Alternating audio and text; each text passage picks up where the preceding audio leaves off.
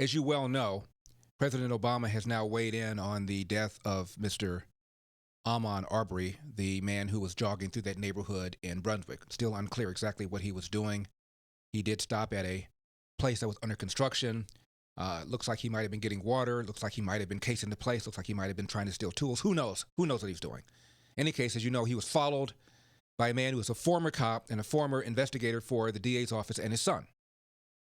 The son is the one who appeared to have pulled the trigger, shooting Mr. Arbery 3 times with a rifle of some sort.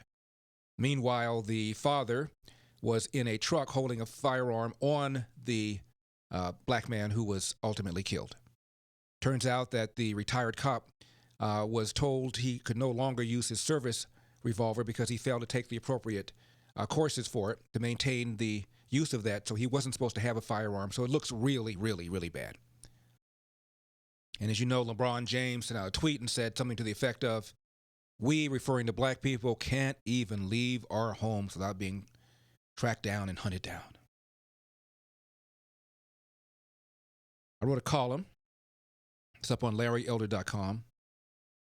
And it says, "Black man killed by 2 whites, cue the racial hysteria." Joe Biden weighed in, pronounced the 2 men murderers, never mind presumption of innocence, never mind reasonable doubt, and all the other things that Joe Biden wants to be entitled to regarding the allegation Tariq made against him. And as for LeBron James,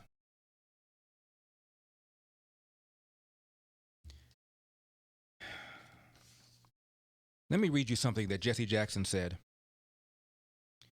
in 1993. There is a long-time columnist in Chicago where Jesse Jackson has made, the city that Jesse Jackson has made his hometown. His name is Mike Royko. And in 1993, he wrote a column about Jesse Jackson and about what Jesse Jackson said just a few days earlier. And he said it was a very politically incorrect thing for Jesse Jackson to say this. And he said this, and I'm quoting.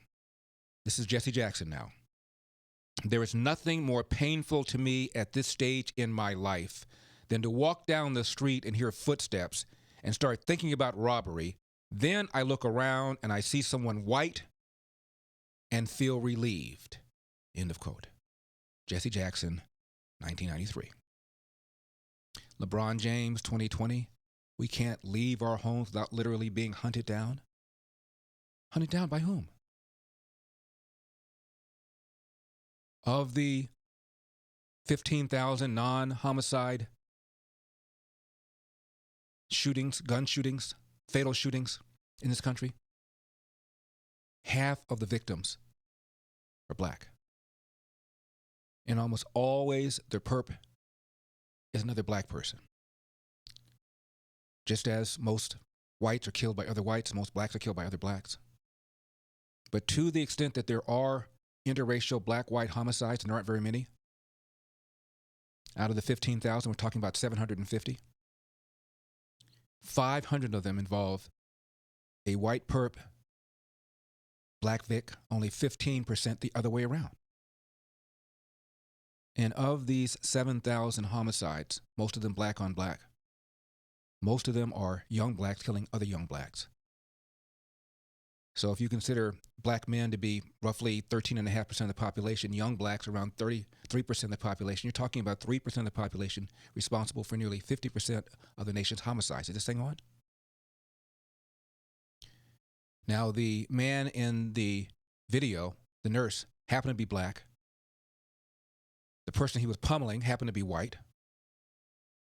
Did LeBron James tweet about that? Did Joe Biden weigh in on that? Did the mayor of Atlanta, who said about the murder, about the killing of Ahmaud Arbery, I said murder, that's not yet to be determined, the killing of Ahmaud Arbery, that President Trump has literally given permission for racists to do that? Are you aware that blacks at 13% of the population commit nearly 30% of the hate crimes? And whites at 60% of the population commit substantially under that as a percentage of hate crimes? Anybody tweet about that? This is ridiculous. It is rare for there to be any interracial black-white murder. Any. Very rare, which is why it's news. And when it happens, people like LeBron James say, well, this shows you we can't literally leave our homes without being tracked down and hunted. Are you kidding me?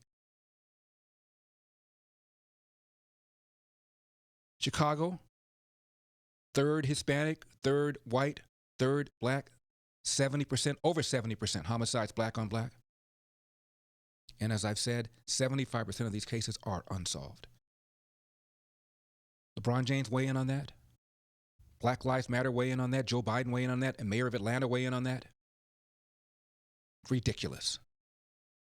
Cue the racial hysteria. Simultaneously, you want the, quote, police department to look like the city while accusing the police of being racist and bigots. And by the way, join the Department of Racists and Bigots. Really? Trump's rhetoric is the blame for what happened to Arbery? Okay, is Obama's rhetoric, anti-cop rhetoric, to blame for 2 officers being killed execution style in New York? Officers being killed execution style in Baton Rouge?